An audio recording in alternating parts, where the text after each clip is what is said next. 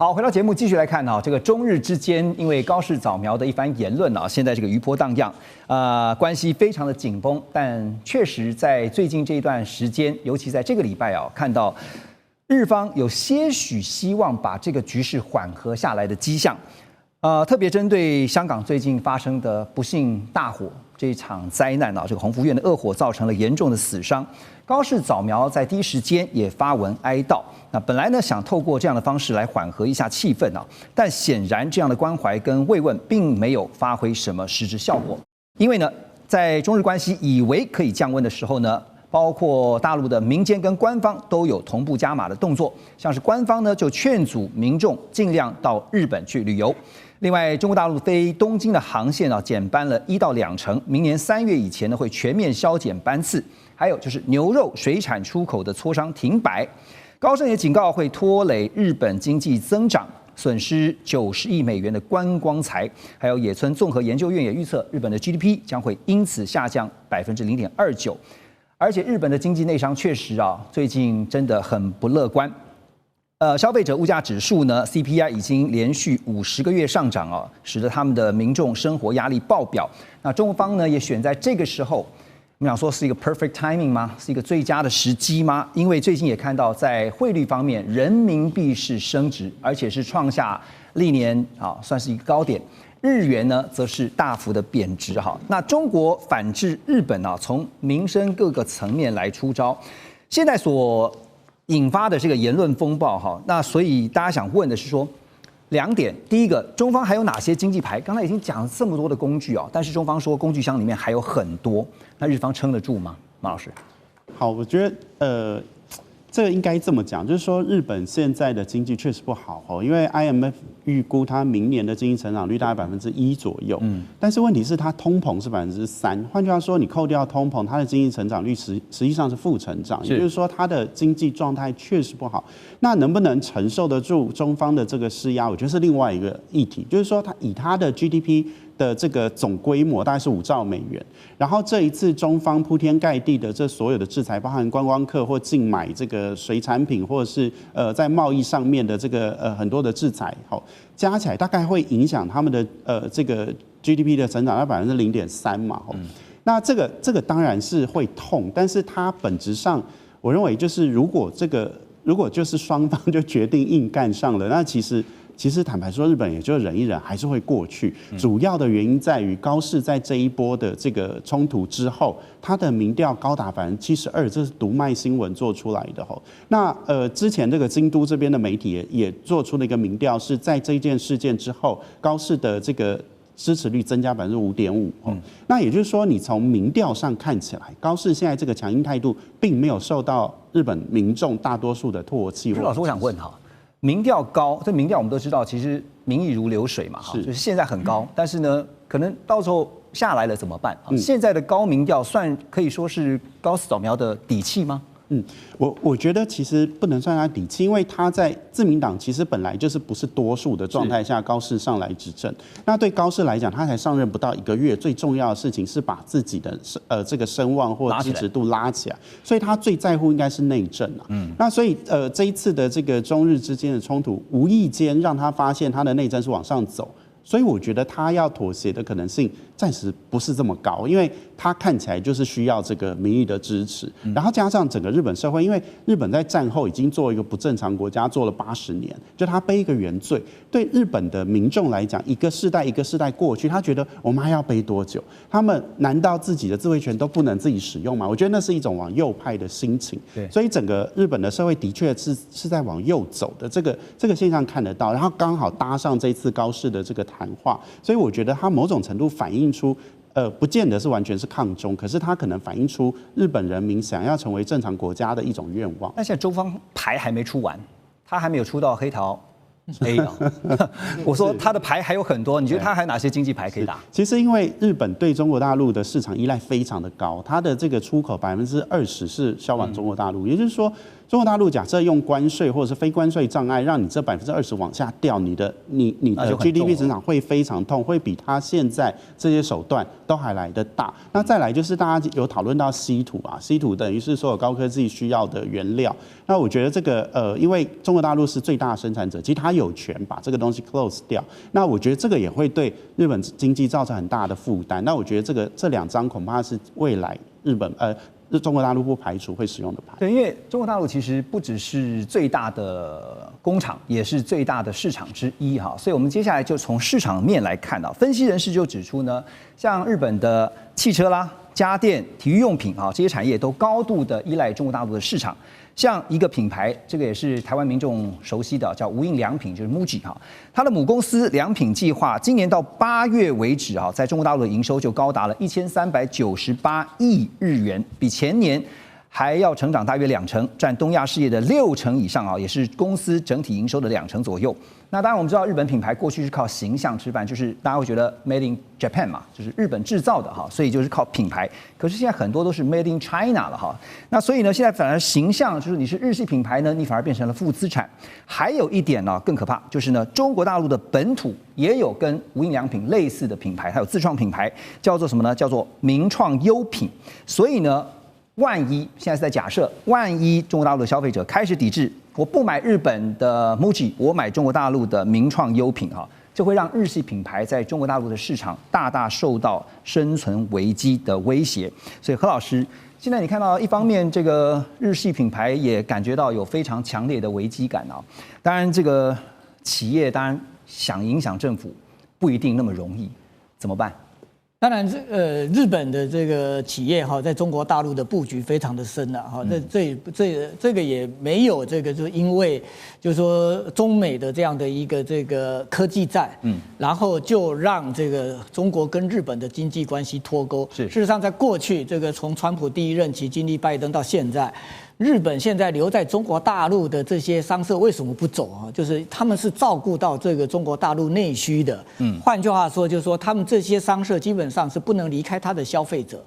那中国它现在就是说，它没有像上一次那个钓鱼台国有化哈，钓鱼台国有化的时候，他们有弄那个反日的这个风潮，对不对？在街上看到那个本田汽车，看到丰田汽车，他会打砸，对不对？对啊，然后有那个这个日本料理店啊，就关门不敢做生意。他们当然现在中国大陆这或许他们对于所谓的这种民族主义，他们的一种使用会比较小心哈，因为这个是一刀两刃，就有时候这个你弄得不好的话，因为现在大陆这个他年轻人的就业状况事实上也不是很好，他们很怕就万一这个东西操作过头哈，这有时候会造成这个自己的这样的一种内部的一个不稳。但是中国大陆事实上他这次这蛮聪明的哈，这第一个就是他这个把观光客这个停掉，但他不可能全停啊。我们如果说是上一次的一个数字的话，就是钓鱼台国有化哈，大概受影响25%了。但这个25%也会产生像刚刚这个马老师他所讲的那样，大概差不多0.3%。这野村证券这个他几次所公布的 GDP 的影响的数字，但有观众讲说这0.3%它很小嘛，对不对？不要赚那个钱就好啦，对不对？那个现在日本观光过剩。看人家这个挑水哈都不会累啊，就是说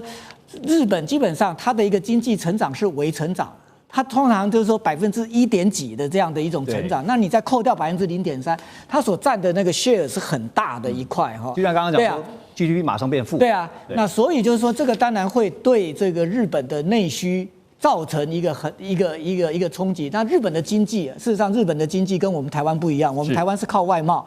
那日本基本上推升经济成长是靠内需，它内需大概占它整个经济大概60%哈，所以内需这一块，当然中国大陆哈，它用这样的一个策略是有效。那另外就是说，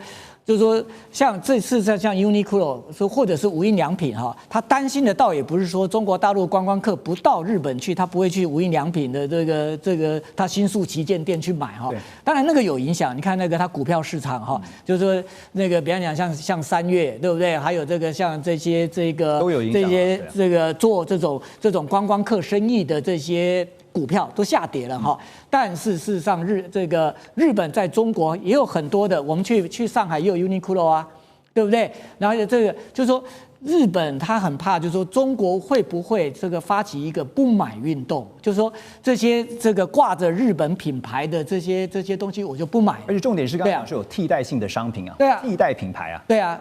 然后这个或许是日商这个他们感觉到这忧虑的哈，那所以就是说这个他们希望这样的一个这种就是说中日因为这个台湾有事的这个发言哈，然后能够赶快降温，而且我们刚刚讲的高民调哈。那个高市早苗事实上一上来民调就会拉到70%啊，他这个月只是讲说他保温了，他没有像岸田文雄哈这么不堪一击哈，岸田文雄的话是每个月降哈，那这个的最后就下台哈，但是就是说你看哦，之前的这个很多的首相上台都70%，但是不见得做得很久，我要举的就是菅义伟。菅义伟首相上台的时候，几乎跟高市早苗一样的，但是他只有做1年，而且就是说，你是不是可以持续的靠这样的一种哈，就是说台湾有事这样的一个名气可用去撑住你的高，做不到，因为这件事情事实上慢慢的会淡下来，新闻会淡下来，还有日本老百姓最在意的还是经济跟社会福利，那这个才是决定高市可以做，但是从经济数据来看的话，确实不容高市的这种那么乐观，他那么乐观，因为现在的日本经济真的很困难，所以我们可以说高市早苗现在还在他上任之后的蜜月期哈，所以这个民调很高，名气可用。可是 Russ 专家也分析啊，中国大陆现在对外已经进入到了精准经济制裁的这种格局跟成熟的模式啊，不再是说全面封锁，而是精准打击对方的关键弱点，就像是美中在互相竞争，这个互相精准掐住对方什么大豆啦、稀土啦啊，所以呢，美国呢被掐住，那使得川普呢也不得不考虑让步啊。那现在呢，在日本这边呢，执政联盟内部也传出内讧的这个消息，说维新会要扬言出走。那高市的政治地位正在受到挑战，而且在这个时候呢，看到了前首相石破茂他说，日本经济高度依赖中国大陆的食品、稀土还有医药品，他也抨击这个高市处理外交问题啊，不能够只是过一时的嘴瘾。白话文就是说，不能只打嘴炮了啊，这个你解决不了问题啊，那接下来还是必须回到问题去现实的解决。所以我要问的是说，所以日本也知道。也许大豆，也许稀土不是他们的软肋，可是它的软肋，刚刚我们也提到了，民生消费用品、电子用品，还有什么呢？各式各样的日本产品都依赖中国大陆市场，不管是在日本制造，出口到中国，或者在中国大陆经营工厂，或像无印良品在中国大陆经营连锁店的，不管是哪一个行业啊，那这个经济来往是非常密切，所以高市早苗7月7号在国会发表言论的时候，那我们早知道企业大佬会非常非常不满意，因为他们知道后果是什么。因为刚刚柯老师有提到，就是那次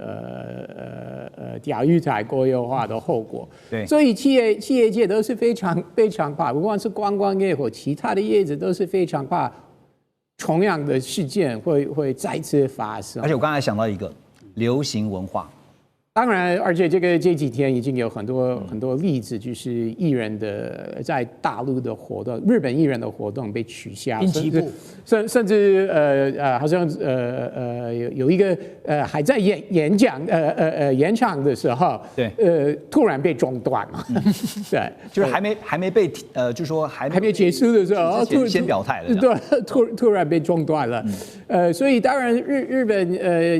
业者是非常担心会有经济的后果，所以那个时候一大堆人在网络说，哦，我们不需要中国市场啊，我们可以欢迎台湾人取代啊，都是废话，大家都知道了。不光是那个量体，你就可以想象这个冲击有多大。所以最后简单请教一下何老师，你觉得高市会因为这样的庞大的压力，在最后，因为现在看起来有点缓下来了啊，他是要用这种 soft landing。对，软着陆来处理后续的争议嘛？事实上，这高市在这个他的我刚刚讲的那个党首会谈之后哈，就野田佳彦真的很照顾这个小学妹哈，他就讲说哈，他虽然没有撤回哈，可是他刚刚这样讲哈，实质上已经撤回了。他希望用这样子，就是说给北京抛讯号，这毕竟立宪民主党跟北京的关系还是比高市早苗要好很多哈。那但是就是说，现在这高市事实上，我觉得就是说，它短时间哈，如果它的经济数据哈这个不回正的话，事实上就是说它的这种今年第3季。日本的经济数字还是往下走的哈，但这个可以，那它压力就来了。这个账当然算在石破茂，就很像这美国的这个川普怪拜登，这个他们还可以怪前任，对不对？就是说那个前面的Sleepy Joe这造成的嘛。可是如果是第4季到明年第1季还是继续往下的话，你还可以怪石破吗？